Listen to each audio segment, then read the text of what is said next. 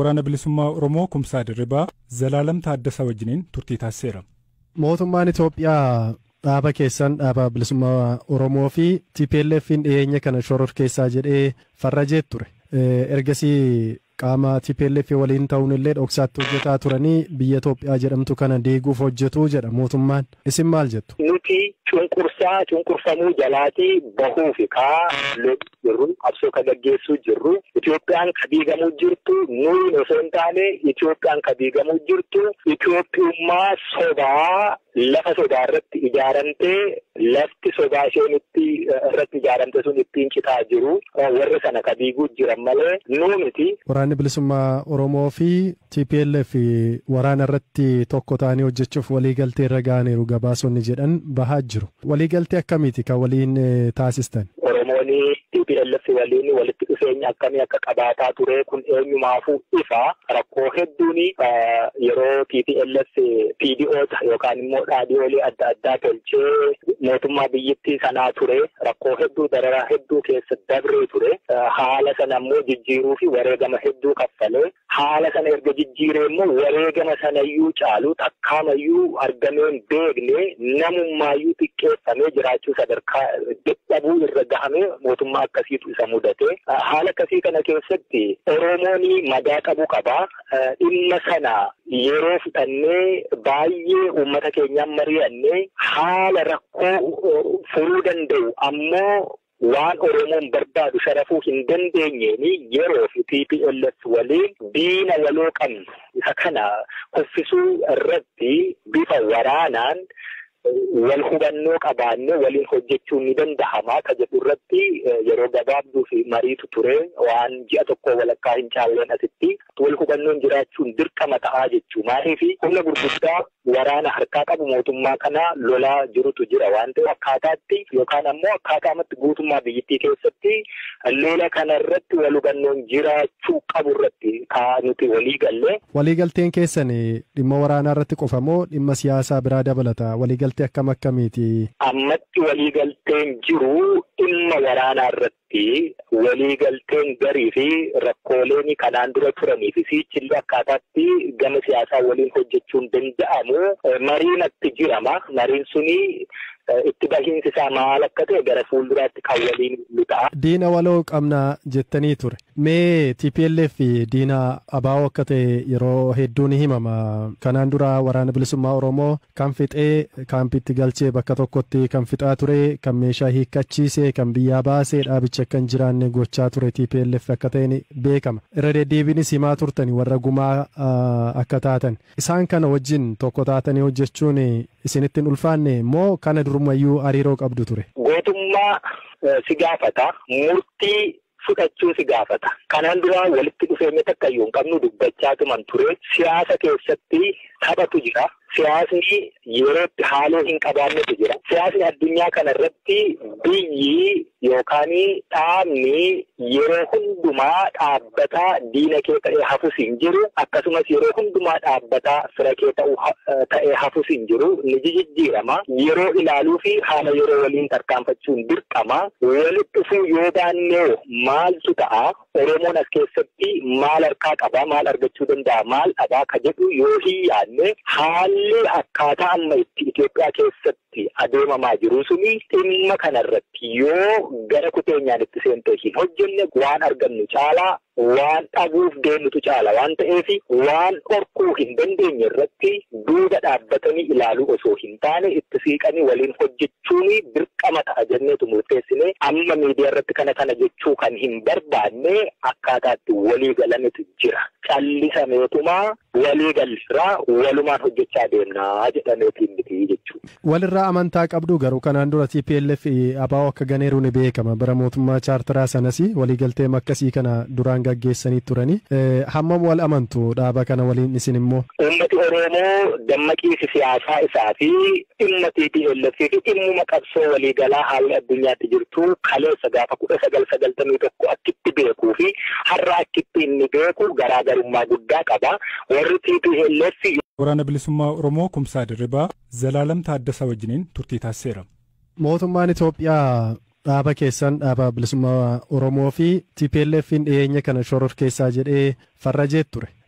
Ergasii qaama TPLF waliin ta'uun illee dhoksaatti hojjetaa turanii biyya Itoophiyaa jedhamtu kana deeguuf hojjetuu jedha mootummaan. Isin maal jettu? Nuti cunqursamuu jalaatii bahuu fi jirru qabsoo ka gaggeessuu jirru Itoophiyaan ka diigamuu jirtu nuyi osoo hin taane Itoophiyaan ka diigamuu jirtu Itoophiyummaa sobaa lafa sobaa irratti ijaaramtee lafti sobaa isheen irratti ijaaramte sun ittiin citaa jiru warra sana ka diiguu jiran malee nuu miti. Waraanni bilisummaa Oromoo fi TPLF waraana irratti tokko ta'anii hojjechuuf waliigaltee irra ga'aniiru gabaasonni jedhan bahaa jiru. Waliigaltee akkamiiti kan waliin taasistan? Oromooni TPLF waliin walitti dhufeenya akkamii akka qabaataa ture kun eenyumaafuu ifa rakkoo hedduun yeroo TPLF PDO'ta yookaan immoo dhaadhiyoolee adda addaa tolchee mootummaa biyyattii sanaa ture rakkoo hedduu dararaa hedduu keessa dabree ture haala sana immoo jijjiiruu fi wareegama hedduu kaffalee haala sana erga jijjiiree immoo wareegama sanayyuu caalu takkaamayyuu argameen beekne namummaayyuu xiqqeeffamee jiraachuu sadarkaa dadhabuu irra gahame mootummaa akkasiitu isa mudate haala akkasii kana keessatti Oromooni madaa qabu qaba dhimma sana yeroo fudhannee baay'ee uummata keenyaan mari'annee haala rakkoo furuu danda'u ammoo waan Oromoon barbaadu sharafuu hin dandeenyeeni yeroo fi TPLF waliin diina waloo qabnu isa kana kuffisuu irratti bifa waraanaan wal hubannoo qabaannee waliin hojjechuun ni danda'ama ka jedhu irratti yeroo gabaabduu fi mariitu ture waan ji'a tokko walakkaa hin caalleen asitti wal hubannoon jiraachuun dirqama ta'aa jechuu maaliif humna gurguddaa waraana harkaa qabu mootummaa kana lolaa jirutu jira waan ta'eef akkaataatti yookaan ammoo akkaataamatti guutummaa biyyattii keessatti lola kana irratti wal hubannoon jiraachuu qabu irratti nuti walii galle. Waliigalteen keessan dhimma waraanaa irratti qofa moo dhimma siyaasaa biraa dabalata? Waliigaltee akkam akkamiiti? Ammatti waliigalteen jiru dhimma waraanaa irratti waliigalteen garii fi rakkooleen kanaan dura turanii fi sichillee akkaataatti gama siyaasaa waliin hojjechuun danda'amu mariinatti jirama. Mariin suni itti bahiinsi isaa maal akka ta'e gara fuulduraatti kan waliin ta'a. Diina waloo qabnaa jettanii ture. Mee TPLF diina abaa'oo akka ta'e yeroo hedduu ni himama. Kanaan dura waraana bilisummaa Oromoo kan fixee kaampitti galchee bakka tokkotti kan fixaa ture, kan meeshaa hiikkachiisee, kan biyyaa baasee dhaabicha kan jiraanne gochaa ture TPLF akka ta'e beekama. Irra deddeebiinis himaa turtani warra gumaa akka taatan. Isaan kana wajjin tokko taatanii hojjechuun isinitti hin ulfaanne moo kana durumayyuu hariiroo qabdu ture? Gootummaa si gaafata, murtii fudhachuu si gaafata. Kanaan dura walitti dhufeenya takka iyyuu hin qabnu dubbachaa tuman ture. Siyaasa keessatti taphatu jira. Siyaasni yerootti haaloo hin qabaannetu jira. Siyaasni addunyaa kana irratti biyyi yookaan dhaabni yeroo hundumaa dhaabbataa diina kee ta'ee hafus hin jiru. Akkasumas yeroo hundumaa dhaabbataa fira kee ta'ee hafus hin jiru. Ni jijjiirama. Yeroo ilaaluu fi haala yeroo waliin tarkaanfachuun dirqama. Walitti dhufuu yoo baannee maaltu ta'a? Oromoon as keessatti maal harkaa qaba? Maal argachuu danda'a? Maal dhabaa ka jedhu yoo hin yaadne haalli akkaataa amma itti Itoophiyaa keessatti adeemamaa jiru suni dhimma kanarratti yoo gara kuteenyaan itti seentee hin hojjenne waan argannu caalaa waan dhabuuf deemnutu caala waan ta'eef waan dhorkuu hin dandeenye irratti duuba dhaabbatanii ilaaluu osoo hin taane itti siiqanii waliin hojjechuun dirqama ta'a jenneetu murteessine amma miidiyaa irratti kana jechuu kan hin barbaanne akkaataatti walii galametu jira. Callisameetumaa walii galirraa walumaan hojjechaa deemnaa jedhameetiin miti jechuudha. Walirraa amantaa qabdu garuu kanaan dura TPLF abaa'oo akka ganeeru ni beekama. Bara mootummaa chaartaraa sanas waliigaltee akkasii kana duraan gaggeessanii turani. Hammam wal amantu dhaaba kana waliin isin immoo? Uummati Oromoo dammaqiinsi siyaasaa isaa fi dhimma TPLF fi dhimmuma qabsoo waliigalaa haalli addunyaatti jirtu kaleessa gaafa 1991 akkitti beekuu fi har'a akkitti inni beeku garaagarummaa guddaa qaba. Warri TPLF waraana bilisummaa Oromoo Kumsaa Dirribaa Zalaalam Taaddasaa wajjiniin turtii taasiseera. Mootummaan Itoophiyaa dhaaba keessan dhaaba bilisummaa Oromoo fi TPLF'n dhiyeenya kana shororkeessaa jedhee farrajee ture. Ergasii qaama TPLF waliin ta'uun illee dhoksaatti hojjetaa turanii biyya Itoophiyaa jedhamtu kana deeguuf hojjetu jedha mootummaan. Isin maal jettu? Nuti cunqurfamuu jalaatii bahuufi jirru qabsoo ka gaggeessuu jirru Itoophiyaan ka diigamuu jirtu nuyi osoo hin taane Itoophiyaan ka diigamuu jirtu Itoophiyummaa sobaa lafa sodaa irratti ijaaramtee lafti sodaa isheen irratti ijaaramte sun ittiin citaa jiru warra sana ka diiguu jiran malee nuu miti. Waraanni bilisummaa Oromoo fi TPLF waraana irratti tokko ta'anii hojjechuuf waliigaltee irra ga'aniiru gabaasonni jedhan bahaa jiru. Waliigaltee akkamiiti kan waliin taasistan? Oromooni TPLF waliin walitti dhufeenya akkamii akka qabaataa ture kun eenyumaafuu ifa rakkoo hedduun yeroo TPLF PDO'ta yookaan immoo dhaadhiyoolee adda addaa tolchee mootummaa biyyattii sanaa ture rakkoo hedduu dararaa hedduu keessa dabree ture haala sana immoo jijjiiruu fi wareegama hedduu kaffalee haala sana erga jijjiiree immoo wareegama sanayyuu caalu takkaamayyuu argameen beekne namummaayyuu xiqqeeffamee jiraachuu sadarkaa dadhabuu irra gahamee mootummaa akkasiitu isa mudate haala akkasii kana keessatti Oromooni madaa qabu qaba dhimma sana yeroo fudhannee baay'ee uummata keenyaan mari'annee haala rakkoo furuu danda'u ammoo waan Oromoon barbaadu sharafuu hin dandeenyeeni yeroo fi TPLF waliin diina waloo qabnu isa kana kuffisuu irratti bifa waraanaan wal hubannoo qabaanne waliin hojjechuun ni danda'ama ka jedhu irratti yeroo gabaabduu fi mariitu ture waan ji'a tokko walakkaa hin caalleen asitti wal hubannoon jiraachuun dirqama ta'aa jechuu maaliif humna gurguddaa waraana harkaa qabu mootummaa kana lolaa jirutu jira waan ta'eef akkaataatti yookaan ammoo akkaataamatti guutummaa biyyattii keessatti lola kana irratti wal hubannoon jiraachuu qabu irratti nuti walii galle. Waliigalteen keessan dhimma waraanaa irratti qofa moo dhimma siyaasaa biraa dabalata? Waliigaltee akkam akkamiiti? Ammatti waliigalteen jiru dhimma waraanaa irratti waliigalteen garii fi rakkooleen kanaan dura turanii fi sichillee akkaataatti gama siyaasaa waliin hojjechuun danda'amu mariinatti jirama. Mariin suni itti bahiinsi isaa maal akka ta'e gara fuulduraatti kan waliin ta'a. Diina waloo qabna jettanii ture. Mee TPLF diina abaa'oo akka ta'e yeroo hedduu ni himama. Kanaan dura waraana bilisummaa Oromoo kan fixee kaampiitti galchee bakka tokkotti kan fixaa ture, kan meeshaa hiikkachiisee, kan biyyaa baasee dhaabicha kan jiraanne gochaa ture TPLF akka ta'e beekama. Irra deddeebiinis himaa turtani warra gumaa akka taatan. Isaan kana wajjin tokko taatanii hojjechuun isinitti hin ulfaanne moo kana durumayyuu hariiroo qabdu ture? Gootummaa si gaafata, murtii fudhachuu si gaafata. Kanaan dura walitti dhufeenya takka iyyuu hin qabnu dubbachaa tuman ture. Siyaasa keessatti taphatu jira. Siyaasni yerootti haaloo hin qabaannetu jira. Siyaasni addunyaa kana irratti biyyi yookaan dhaabni yeroo hundumaa dhaabbataa diina kee ta'ee hafus hin jiru. Akkasumas yeroo hundumaa dhaabbataa fira kee ta'ee hafus hin jiru. Ni jijjiirama. Yeroo ilaaluu fi haala yeroo waliin tarkaanfachuun dirqama. Walitti dhufuu yoo baannee maaltu ta'a? Oromoon as keessatti maal harkaa qaba? Maal argachuu danda'a? Maal dhabaa ka jedhu yoo hin yaadne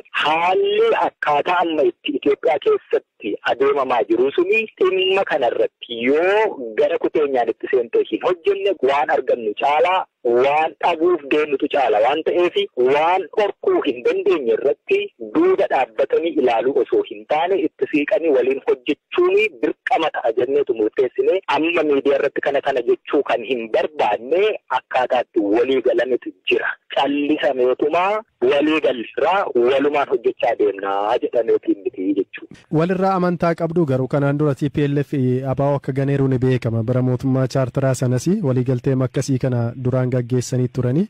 Hammam wal amantu dhaaba kana waliin isin immoo? Uummati Oromoo dammaqiinsi siyaasaa isaa fi dhimma TPLF fi dhimmuma qabsoo waliigalaa haalli addunyaatti jirtu kaleessa gaafa 1991 akkitti beekuu fi har'a akkitti inni beeku garaagarummaa guddaa qaba. Warri TPLF waraana bilisummaa Oromoo Kumsaa Dirribaa Zalaalam Taaddasaa wajjiniin turtii taasiseera. Mootummaan Itoophiyaa dhaaba keessan dhaaba bilisummaa Oromoo fi TPLFin dhiyeenya kana shororkeessaa jedhee farrajee ture.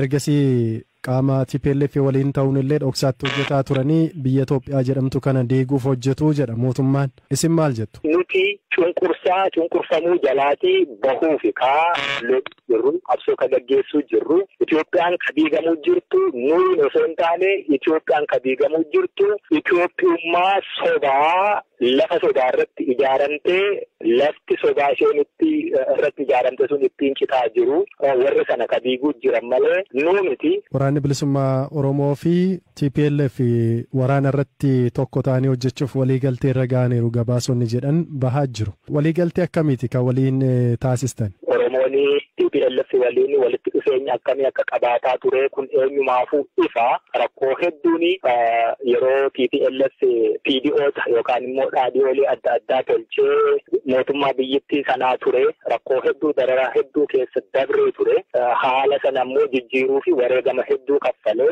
haala sana erga jijjiiree immoo wareegama sanayyuu caalu takkaamayyuu argameen beekne namummaayyuu xiqqeeffamee jiraachuu sadarkaa dadhabuu irra gahamee mootummaa akkasiitu isa mudate haala akkasii kana keessatti Oromoon madaa qabu qaba dhimma sana yeroo fudhannee baay'ee uummata keenyaan mari'annee haala rakkoo furuu danda'u ammoo waan Oromoon barbaadu sharafuu hin dandeenyeeni yeroo fi TPLF waliin diina waloo qabnu isa kana kuffisuu irratti bifa waraanaan wal hubannoo qabaannee waliin hojjechuun ni danda'ama ka jedhu irratti yeroo gabaabduu fi mariitu ture waan ji'a tokko walakkaa hin caalleen asitti wal hubannoon jiraachuun dirqama ta'aa jechuu maaliif humna gurguddaa waraana harkaa qabu mootummaa kana lolaa jirutu jira waan ta'eef akkaataatti yookaan ammoo akkaataamatti guutummaa biyyattii keessatti lola kana irratti wal hubannoon jiraachuu qabu irratti nuti walii galle. Waliigalteen keessan dhimma waraanaa irratti qofa moo dhimma siyaasaa biraa dabalata? Waliigaltee akkamiiti? Ammatti waliigalteen jiru dhimma waraanaa irratti waliigalteen garii fi rakkooleen kanaan dura turanii fi sichillee akkaataatti gama siyaasaa waliin hojjechuun danda'amu mariinatti jirama. Mariin suni itti bahiinsi isaa maal akka ta'e gara fuulduraatti kan waliin ta'a. Diina waloo qabna jettanii ture. Mee TPLF diina abaa'oo akka ta'e yeroo hedduu ni himama. Kanaan dura waraana bilisummaa Oromoo kan fixee kaampiitti galchee bakka tokkotti kan fixaa ture, kan meeshaa hiikkachiisee, kan biyyaa baasee dhaabicha akka hin jiraanne gochaa ture TPLF akka ta'e beekama. Irra deddeebiinis himaa turtani warra gumaa akka taatan. Isaan kana wajjin tokko taatanii hojjechuun isinitti hin ulfaanne moo kana durumayyuu hariiroo qabdu ture? Gootummaa si gaafata, murtii fudhachuu si gaafata. Kanaan dura walitti dhufeenya takkayyuu hin qabnu dubbachaa tuman ture. Siyaasa keessatti taphatu jira. Siyaasni yerootti haaloo hin qabaannetu jira. Siyaasni addunyaa kana irratti biyyi yookaan dhaabni yeroo hundumaa dhaabbataa diina kee ta'ee hafus hin jiru. Akkasumas yeroo hundumaa dhaabbataa fira kee ta'ee hafus hin jiru. Ni jijjiirama. Yeroo ilaaluu fi haala yeroo waliin tarkaanfachuun dirqama. Walitti dhufuu yoo baannee maaltu ta'a?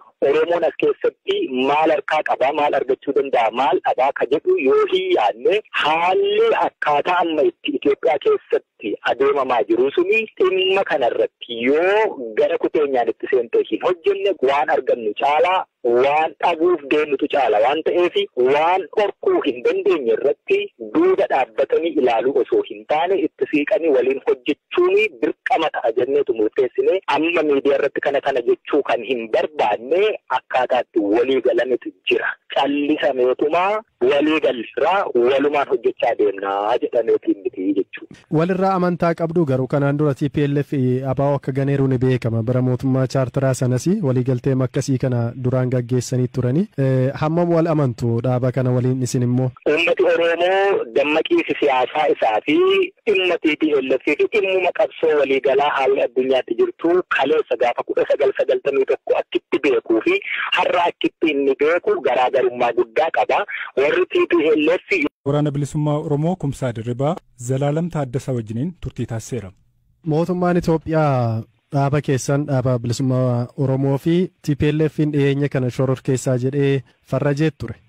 Ergasii qaama TPLF waliin ta'uun illee dhoksaatti hojjetaa turanii biyya Itoophiyaa jedhamtu kana deeguuf hojjetuu jedha mootummaan. Isin maal jettu? Nuti cunqursamuu jalaatii bahuu fi jirru qabsoo ka gaggeessuu jirru Itoophiyaan ka diigamuu jirtu nuyi osoo hin taane Itoophiyaan ka diigamuu jirtu Itoophiyummaa sobaa lafa sodaa irratti ijaaramtee lafti sodaa isheen irratti ijaaramte sun ittiin citaa jiru warra sana ka diiguu jiran malee nuu miti. Waraanni bilisummaa Oromoo fi TPLF waraana irratti tokko ta'anii hojjechuuf waliigaltee irra ga'aniiru gabaasonni jedhan bahaa jiru. Waliigaltee akkamiiti kan waliin taasistan? Oromooni TPLF waliin walitti dhufeenya akkamii akka qabaataa ture kun eenyumaafuu ifa rakkoo hedduun yeroo TPLF PDOta yookaan immoo dhaadhiyoolee adda addaa tolchee mootummaa biyyattii sanaa ture rakkoo hedduu dararaa hedduu keessa dabree ture haala sana immoo jijjiiruu fi wareegama hedduu kaffalee haala sana erga jijjiiree immoo wareegama sanayyuu caalu takkaamayyuu argameen beekne namummaayyuu xiqqeeffamee jiraachuu sadarkaa dadhabuu irra gahamee mootummaa akkasiitu isa mudate haala akkasii kana keessatti Oromooni madaa qabu qaba dhimma sana yeroo fudhannee baay'ee uummata keenyaan mari'annee haala rakkoo furuu danda'u ammoo waan Oromoon barbaadu sharafuu hin dandeenyeeni yeroo fi TPLF waliin diina waloo qabnu isa kana kuffisuu irratti bifa waraanaan wal hubannoo qabaannee waliin hojjechuun ni danda'ama ka jedhu irratti yeroo gabaabduu fi mariitu ture waan ji'a tokko walakkaa hin caalleen asitti wal hubannoon jiraachuun dirqama ta'aa jechuu maaliif humna gurguddaa waraana harkaa qabu mootummaa kana lolaa jirutu jira waan ta'eef akkaataatti yookaan ammoo akkaataamatti guutummaa biyyattii keessatti lola kana irratti wal hubannoon jiraachuu qabu irratti nuti walii galle. Waliigalteen keessan dhimma waraanaa irratti qofa moo dhimma siyaasaa biraa dabalata? Waliigaltee akkamiiti? Ammatti waliigalteen jiru dhimma waraanaa irratti waliigalteen garii fi rakkooleen kanaan dura turanii fi sichillee akkaataatti gama siyaasaa waliin hojjechuun danda'amu mariinatti jirama. Mariin suni itti bahiinsi isaa maal akka ta'e gara fuulduraatti kan waliin ta'a. Diina waloo qabna jettanii ture. Mee TPLF diina abaa'oo akka ta'e yeroo hedduu ni himama. Kanaan dura waraana bilisummaa Oromoo kan fixee kaampiitti galchee bakka tokkotti kan fixaa ture, kan meeshaa hiikkachiisee, kan biyyaa baasee dhaabicha akka hin jiraanne gochaa ture TPLF akka ta'e beekama. Irra deddeebiinis himaa turtani warra gumaa akka taatan. Isaan kana wajjin tokko taatanii hojjechuun isinitti hin ulfaanne moo kana durumayyuu hariiroo qabdu ture? Gootummaa si gaafata, murtii fudhachuu si gaafata. Kanaan dura walitti dhufeenya takka iyyuu hin qabnu dubbachaa tuman ture. Siyaasa keessatti taphatu jira. Siyaasni yerootti haaloo hin qabaannetu jira. Siyaasni addunyaa kana irratti biyyi yookaan dhaabni yeroo hundumaa dhaabbataa diina kee ta'ee hafus hin jiru. Akkasumas yeroo hundumaa dhaabbataa fira kee ta'ee hafus hin jiru. Ni jijjiirama. Yeroo ilaaluu fi haala yeroo waliin tarkaanfachuun dirqama. Walitti dhufuu yoo baannee maaltu ta'a?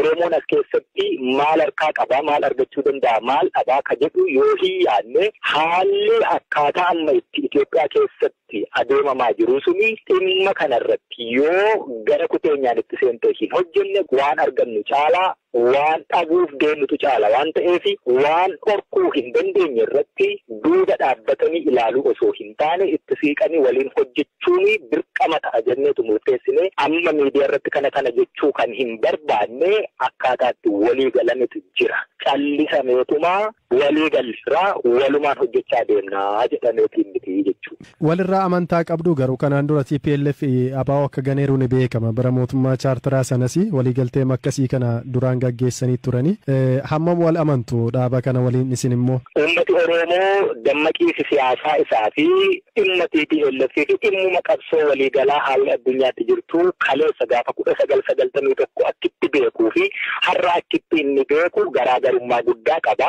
Warri TPLF waraana bilisummaa Oromoo Kumsaa Dirribaa Zalaalam Taaddasaa wajjiniin turtii taasiseera.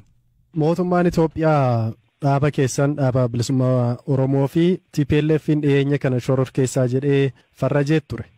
Ergasii qaama TPLF waliin ta'uun illee dhoksaatti hojjetaa turanii biyya Itoophiyaa jedhamtu kana deeguuf hojjetuu jedha mootummaan. Isin maal jettu? nuti cunqursamuu jalaatii bahuu fi jirru qabsoo ka gaggeessuu jirru Itoophiyaan ka diigamuu jirtu nuyi osoo hin taane Itoophiyaan ka diigamuu jirtu Itoophiyummaa sobaa lafa sodaa irratti ijaaramtee lafti sobaa isheen irratti ijaaramte sun ittiin citaa jiru warra sana ka diiguu jiran malee nuu miti. Waraanni bilisummaa Oromoo fi TPLF waraana irratti tokko ta'anii hojjechuuf waliigaltee irra ga'aniiru gabaasonni jedhan bahaa jiru. Waliigaltee akkamiiti kan waliin taasistan? Oromooni TPLF waliin walitti dhufeenya akkamii akka qabaataa ture kun eenyumaafuu ifa rakkoo hedduun yeroo TPLF PDOta yookaan immoo dhaadhiyoolee adda addaa tolchee mootummaa biyyattii sanaa ture rakkoo hedduu dararaa hedduu keessa dabree ture haala sana immoo jijjiiruu fi wareegama hedduu kaffalee haala sana erga jijjiiree immoo wareegama sanayyuu caalu takkaamayyuu argameen beekne namummaayyuu xiqqeeffamee jiraachuu sadarkaa dadhabuu irra gahamee mootummaa akkasiitu isa mudate haala akkasii kana keessatti Oromooni madaa qabu qaba dhimma sana yeroo fudhannee baay'ee uummata keenyaan mari'annee haala rakkoo furuu danda'u ammoo waan Oromoon barbaadu sharafuu hin dandeenyeeni yeroo fi TPLF waliin diina waloo qabnu isa kana kuffisuu irratti bifa waraanaan wal hubannoo qabaannee waliin hojjechuun ni danda'ama ka jedhu irratti yeroo gabaabduu fi mariitu ture waan ji'a tokko walakkaa hin caalleen asitti wal hubannoon jiraachuun dirqama ta'aa jechuu maaliif humna gurguddaa waraana harkaa qabu mootummaa kana lolaa jirutu jira waan ta'eef akkaataatti yookaan ammoo akkaataamatti guutummaa biyyattii keessatti lola kana irratti wal hubannoon jiraachuu qabu irratti nuti walii galle. Waliigalteen keessan dhimma waraanaa irratti qofa moo dhimma siyaasaa biraa dabalata? Waliigaltee akkamiiti? Ammatti waliigalteen jiru dhimma waraanaa irratti waliigalteen garii fi rakkooleen kanaan dura turanii fi sichillee akkaataatti gama siyaasaa waliin hojjechuun danda'amu mariin itti jirama mariin suni itti bahiinsi isaa maal akka ta'e gara fuulduraatti kan waliin ta'a. Diina waloo qabna jettanii ture. Mee TPLF diina abaa'oo akka ta'e yeroo hedduu ni himama. Kanaan dura waraana bilisummaa Oromoo kan fixee kaampitti galchee bakka tokkotti kan fixaa ture, kan meeshaa hiikkachiisee, kan biyyaa baasee dhaabicha akka hin jiraanne gochaa ture TPLF akka ta'e beekama. Irra deddeebiinis himaa turtani warra gumaa akka taatan. Isaan kana wajjin tokko taatanii hojjechuun isinitti hin ulfaanne moo kana durumayyuu hariiroo qabdu ture? Gootummaa si gaafata, murtii fudhachuu si gaafata. Kanaan dura walitti dhufeenya takka iyyuu hin qabnu dubbachaa tuman ture. Siyaasa keessatti taphatu jira. Siyaasni yerootti haaloo hin qabaannetu jira. Siyaasni addunyaa kana irratti biyyi yookaan dhaabni yeroo hundumaa dhaabbataa diina kee ta'ee hafus hin jiru. Akkasumas yeroo hundumaa dhaabbataa fira kee ta'ee hafus hin jiru. Ni jijjiirama. Yeroo ilaaluu fi haala yeroo waliin tarkaanfachuun dirqama. Walitti dhufuu yoo baannee maaltu ta'a? Oromoon as keessatti maal harkaa qaba? Maal argachuu danda'a? Maal dhabaa ka jedhu yoo hin yaadne haalli akkaataa amma itti Itoophiyaa keessatti adeemamaa jiru suni dhimma kanarratti yoo gara kuteenyaan itti seentee hin hojjenne waan argannu caalaa waan dhabuuf deemnutu caala waan ta'eef waan dhorkuu hin dandeenye irratti duuba dhaabbatanii ilaaluu osoo hin taane itti siiqanii waliin hojjechuun dirqama ta'a jenneetu murteessine amma miidiyaa irratti kana jechuu kan hin barbaanne akkaataatti walii galanitu jira. Callisameetumaa walii galirraa walumaan hojjechaa deemnaa jedhameetiin miti jechuudha. Walirraa amantaa qabdu garuu kanaan dura TPLF abaa'oo akka ganeeru ni beekama. Bara mootummaa chaartaraa sanas waliigaltee akkasii kana duraan gaggeessanii turanii hammam wal amantu dhaaba kana waliin isin immoo? Uummati Oromoo dammaqiinsi siyaasaa isaa fi dhimma TPLF fi dhimmuma qabsoo waliigalaa haalli addunyaatti jirtu kaleessa gaafa 1991 akkitti beekuu fi har'a akkitti inni beeku garaagarummaa guddaa qaba. Warri TPLF waraana bilisummaa Oromoo Kumsaa Dirribaa Zalaalam Taaddasaa wajjiniin turtii taasiseera. Mootummaan Itoophiyaa dhaaba keessan dhaaba bilisummaa Oromoo fi TPLFin dhiyeenya kana shoror keessaa jedhee farrajee ture. Ergasii qaama TPLF waliin ta'uun illee dhoksaatti hojjetaa turanii biyya Itoophiyaa jedhamtu kana deeguuf hojjetuu jedha mootummaan. Isin maal jettu? Nuti cunqurfamuu jalaatii bahuu fi jirru qabsoo ka gaggeessuu jirru Itoophiyaan ka diigamuu jirtu nuyi osoo hin taane Itoophiyaan ka diigamuu jirtu Itoophiyummaa sobaa lafa sodaa irratti ijaaramtee lafti sobaa isheen irratti ijaaramte sun ittiin citaa jiru warra sana ka diiguu jiran malee nuu miti. Waraanni bilisummaa Oromoo fi TPLF waraana irratti tokko ta'anii hojjechuuf waliigaltee irra ga'aniiru gabaasonni jedhan bahaa jiru. Waliigaltee akkamiiti kan waliin taasistan? Oromooni TPLF waliin walitti dhufeenya akkamii akka qabaataa ture kun eenyumaafuu ifa rakkoo hedduun yeroo TPLF PDOta yookaan immoo dhaadhiyoolee adda addaa tolchee mootummaa biyyattii sanaa ture rakkoo hedduu dararaa hedduu keessa dabree ture haala sana immoo jijjiiruu fi wareegama hedduu kaffalee